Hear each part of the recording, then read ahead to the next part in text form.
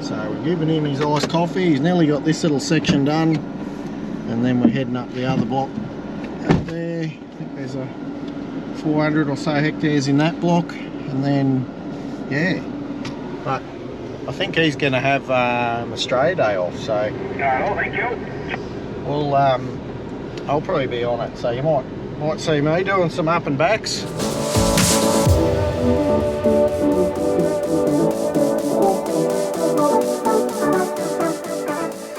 Well guys, hello. This is about the closest I've been to JD for a while. So I'm on my last run of this paddock I'm doing here at the flat block. He's just heading back to fill up. So yes, I didn't quite have enough time to get the drone out, but yeah, I'm actually just doing this stubble. This is wheat stubble, that's chickpea stubble. So I'm doing this with the weed it, then going up the other end, which is about 4 k's away, to do another couple of blocks totaling about 400 hectares. And then we might come back and do this with the weed it before we before the weed it is needed elsewhere. But that's where we're up to at the minute. But yeah, it's kind of interesting. Like, it's so flat and it's so kind of boring. I don't know what I'm meant to be doing on the camera. Like, do I just create drama, or like I don't even have any rocks to hit? There is a fence there, so I don't want to hit that. But yeah, it's just it's a little bit surreal, really. Yeah, it's just, I don't know, I'm a bit lost, because usually, you know, you've got contours to go over, you've got, you know, rocks to avoid, you've got whatever, just all the different stuff. So very uneventful, nothing really interesting, so it makes for terrible videos. Although Brad did just go and get me a nice coffee, so that should last me for a little while. I got the I don't know, I do enjoy, it's not good to have them all the time, but the iced coffees, the bought iced coffees are good, and this no added sugar one is good. I promise they're not a sponsor, but I figure no added sugar is probably a good thing. It's still got sugar in it, and it's got artificial sweeteners, so probably die from diabetes and cancer, mixing both of those together. But anyway,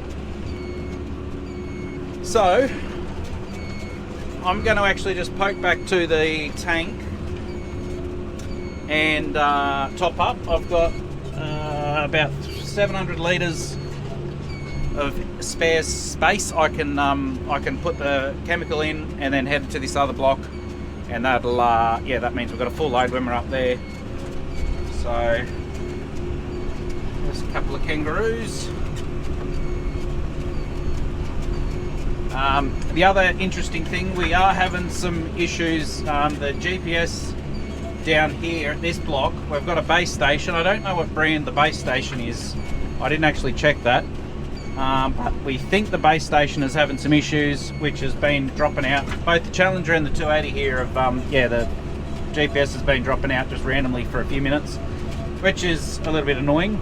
But Brad went and got one of the portable bases that we use for the dozers, and I configured it here, and yeah, it seems to be working fine at the minute, so that'll be good just to help diagnose that. Leave it there for the minute. I'll see you when I pick up the camera next. Well, g'day guys, good afternoon. I'm back. I'm changing duties today.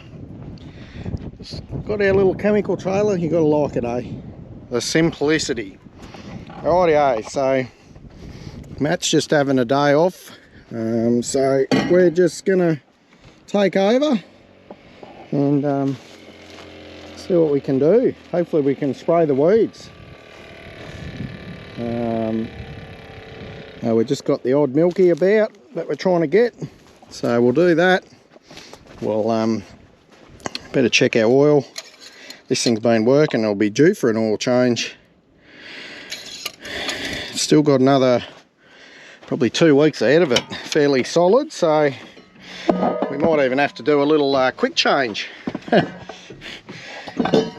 JD's coming down. He's still going on the weed it. So, sorry, not the weed it. I'm on the weed it. He's on the gas rig. So, well, Matt had the AC cranking hard. That's another job I've got to do. One of the remotes is leaking. Why won't that work? There we go. Now we got action. I do love how quick this old GPS starts up. Make sure I don't wipe out my ute there, that wouldn't be too good.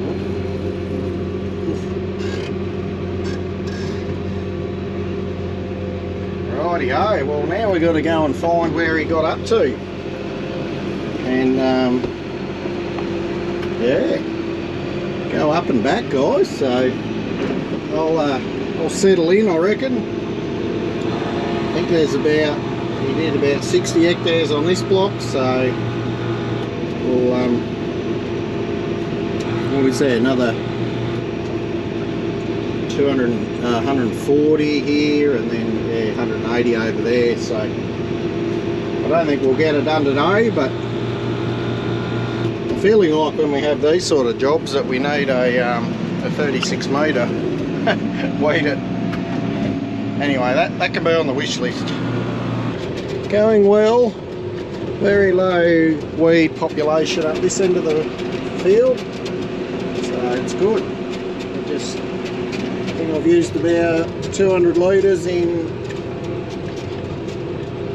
20 hectares, so yeah, very low. And so you'll find in the day when the sun's right above it, we got this number here in a sec, that's our preset, set sensitivity, and the sun's 6, so the higher the number, well, you can't see it really, so it says 6, but the higher the number, the more interference you get with the sun, so it just means that it might fire a bit more than it thinks it sees a weed and it hasn't. Oh, there's not a weed there, so for that reason spraying at nights is more, yeah, you get less ghost fires, I think they call them, but it's really wouldn't even be a percent, so it's just not, yeah, not worth it, I don't reckon.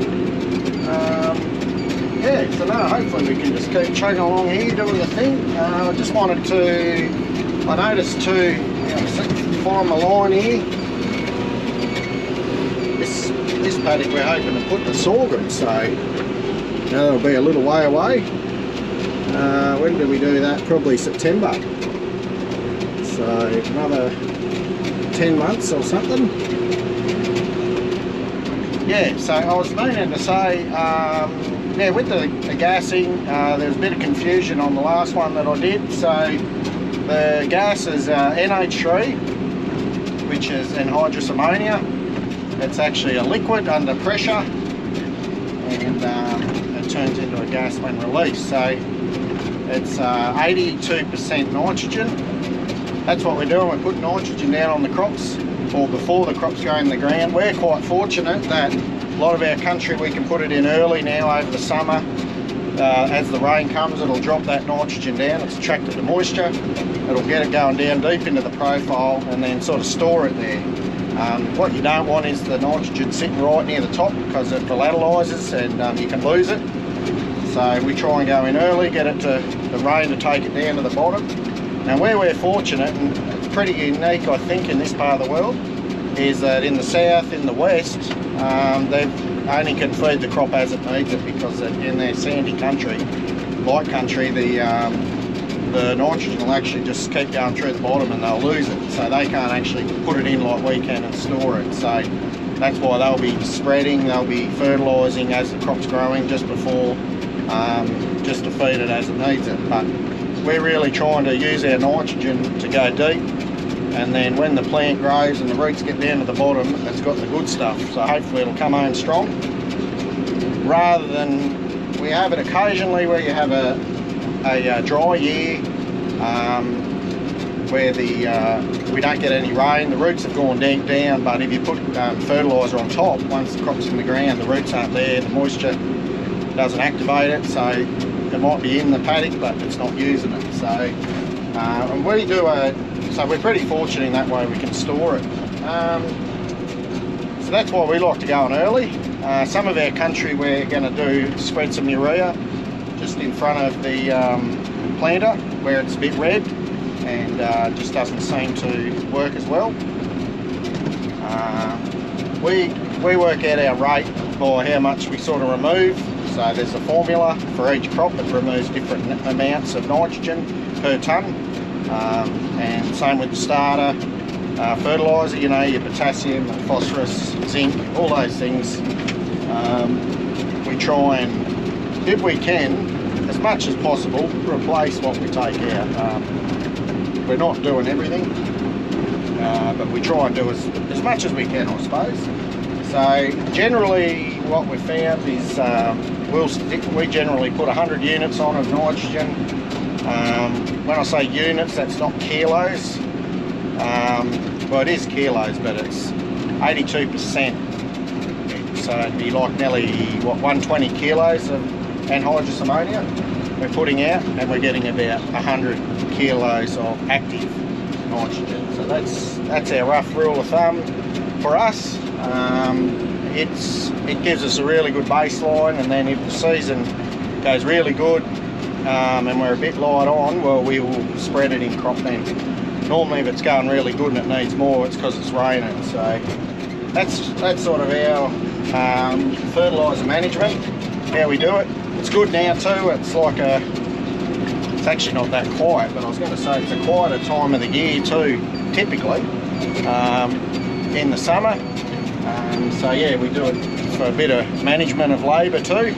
And the other thing, yeah, urea, so gas or anhydrous ammonia, 82%, as I said, it's a liquid under pressure. So what happens when it gets released from the tank, we've got a cooler there to stop it freezing up the valve. And then we've got, you might have seen the red pots, we call them little pots. They separate it into liquid and vapour. So 75% goes out the bottom of the pot as a liquid down to your tube. That's why we run 2 tubes, and the second tube, 25%, that's a vapour tube. So that's the way, and the beauty with that system is you can run pretty high, high amounts basically, and it'll help do a better job. So that's why we run the 2 tubes. Urea, on the other hand, it's about, I think it varies a little bit, but about 45% on its active. So for every tonne you've got, what, 450 kilos of active nitrogen.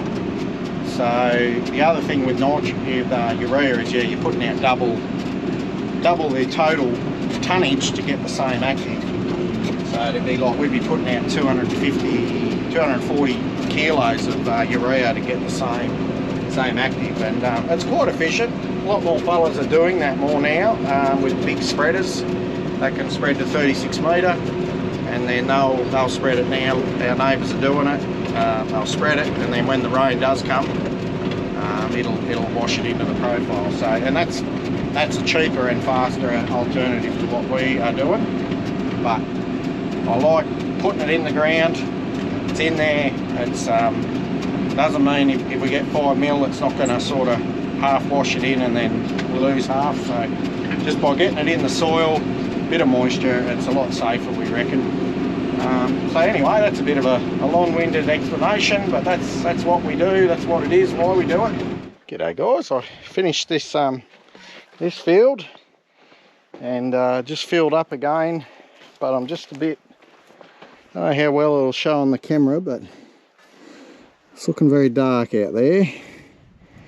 Something's building on the radar. There's a bit of action, so I'm thinking if something comes, which I think it will, it's about an hour away, so that'll give what we're doing a bit of time to work before it gets washed off. So I'm going to pull up, I reckon. Yeah, anyway guys, I'll catch you a bit later. Well, good morning guys, I'm back. Just firing up for the morning, so just doing my perimeter. Everything seems to be working. We missed out on the storm. It broke up before it got to us. I think we had about 10 spits. And nothing on the cotton. he's sort of hanging out for a drink pretty bad. But anyway, we'll just keep going. So yeah, more spraying and more gassing today. So got a few runs left. Another 4 runs on this field. Got JD over there, he's got some fuel for me. I pulled him off his happy place in the gas rig, and I need some dinosaur bones there. So we'll fill me up, we'll move our vehicles around. And mind you, probably like a 6k walk would do me well, wouldn't it? I reckon.